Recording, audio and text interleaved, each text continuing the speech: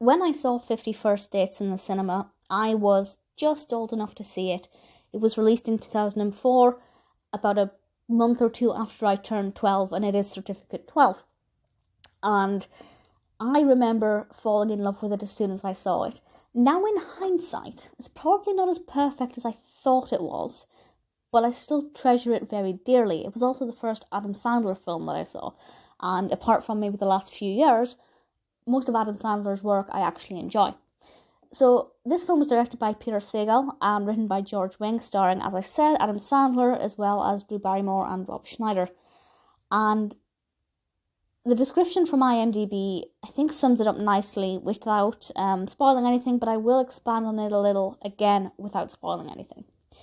And this says, Henry Roth is a man afraid of commitment until he meets the beautiful Lucy. They hit it off, and Henry thinks he's finally found the girl of his dreams, until discovering she has short-term memory loss and forgets him the next day.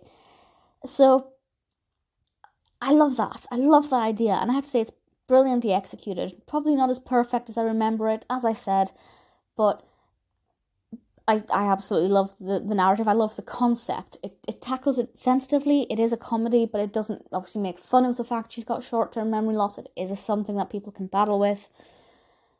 What I love most is when she first doesn't know who he is, and he doesn't know she has short-term memory loss. And I just think that's just a brilliant moment. I love that dramatic irony. And it's called 50 First Dates because for her, they are first dates.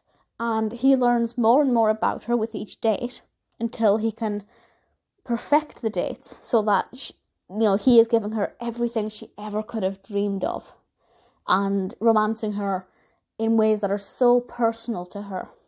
And it's so lovely to see the fact that he goes out of his way to learn about her again and again and again.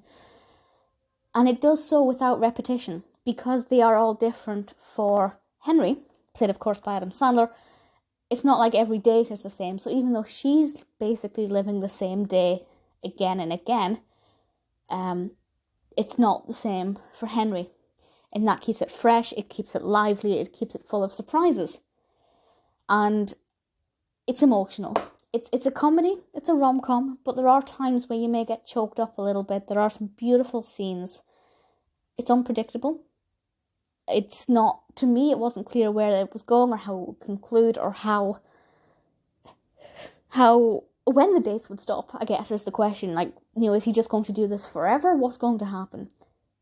It's a lovely narrative. Maybe it is as perfect as I remember it. It's hard for me to kind of judge because I've always treasured it for the last 17 years. Wow. It does not feel 17 years old. If you haven't seen 50 First Dates, please see it. It's a beautiful story. It's comedic, it's fascinating, it's interesting. It will make you feel good about yourself. It will make you feel emotional. Ultimately, it's a brilliant watch.